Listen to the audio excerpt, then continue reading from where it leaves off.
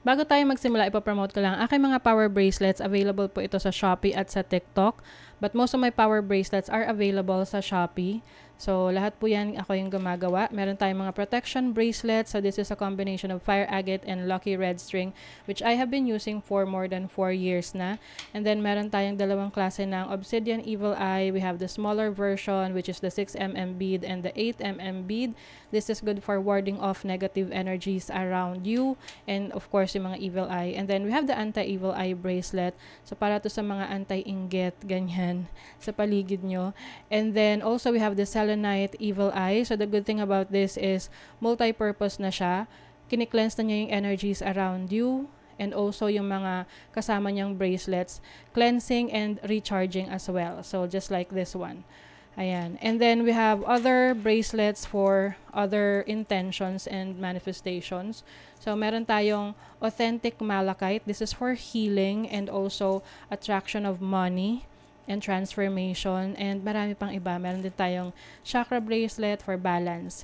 And we have the tiger's eye for courage. We have howlite for concentration and focus. We have rose quartz for attraction of love, self-love, and of course, amethyst for intuition, healing. Ayan. Lahat ng bracelet may kasama ng instruction leaflet, extra string, and a cute pouch.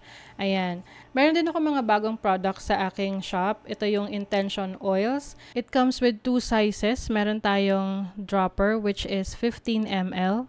Meron tayong roll-on na 5 ml. So, you can use this for manifestation ng prosperity and protection. So, while you are doing affirmations. And ito naman, you can, multi-purpose to, pwede mo rin itong gamitin when you are setting intentions. You can put this sa iyong candle if bago ka mag-set ng intention. So, this is for prosperity and protection na. Meron din akong spell jar for protection and prosperity. So, these are limited items lang kasi konti lang nagawa ko dahil lahat to ay chinarge ng super full moon nung full moon in Pisces. So now it is available. I think 5 to 7 pieces lang yung available for each. So lahat yan nasa aking Shopee. Link on the description. Thank you so much and happy shopping. Taurus, hi! Welcome to Mr. Queen PH at ito ay isang astrology reading for you. Meron tayong new moon in Virgo ngayong September 15, 2023 at 9:39 a.m. Philippine Standard Time. So, if you're living outside of the Philippines, i-check nyo na lang kung kailan yung eksaktong oras at araw ng new moon sa inyong lugar.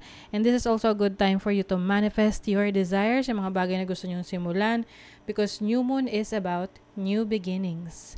So, itong tema ng new moon in Virgo is about learning new techniques.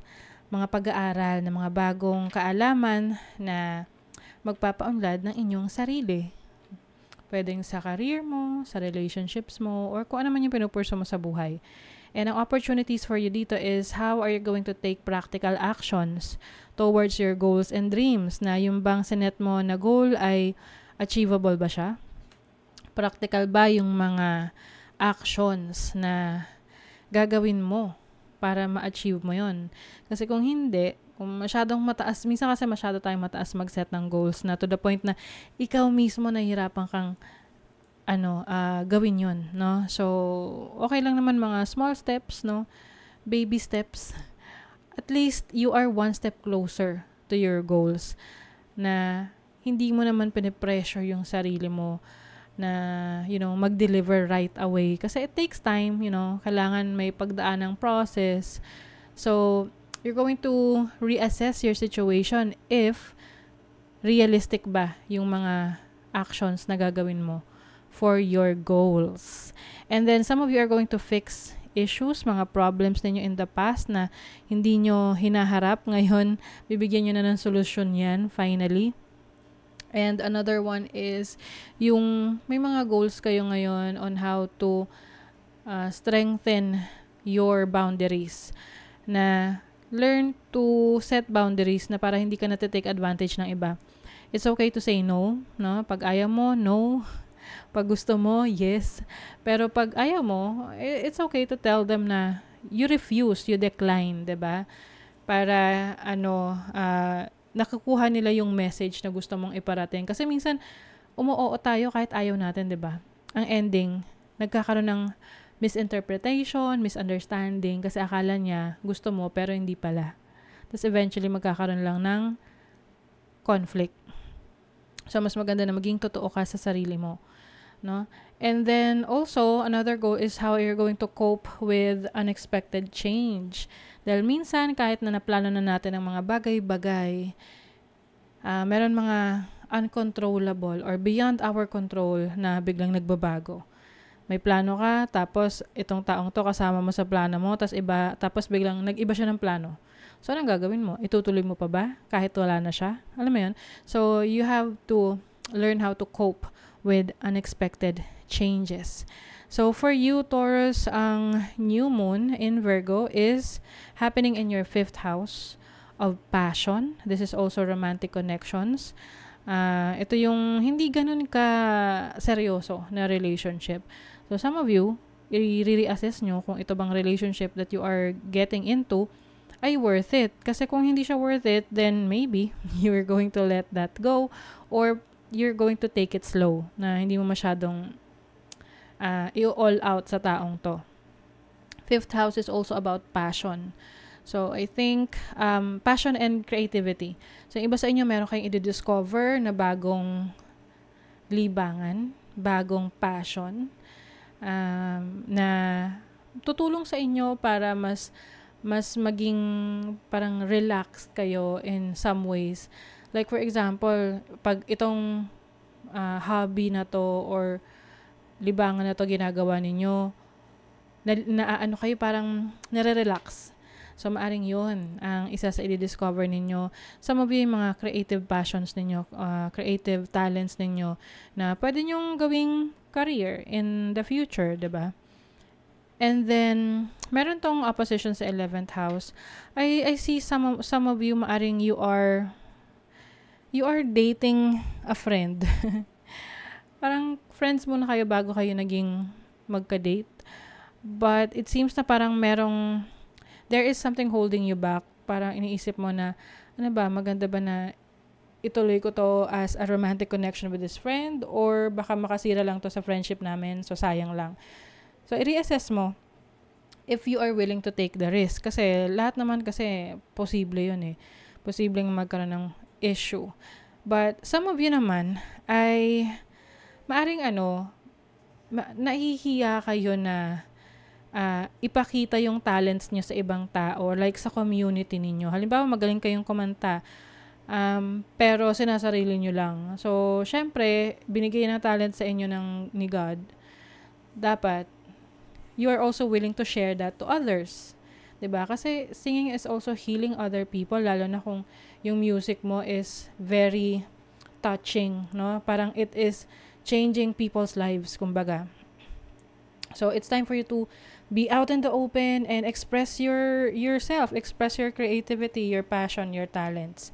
So, meron tong positive aspects sa iyong 1st house, which is nandito yung Jupiter tsaka Uranus. So, I think meron kang biglaang pagbabagong gagawin sa sarili mo. Pwedeng bigla ka na lang na makakaramdam ng confidence na, okay, sige, gagawin ko na. Ipupurso ka na yung gusto kong gawin.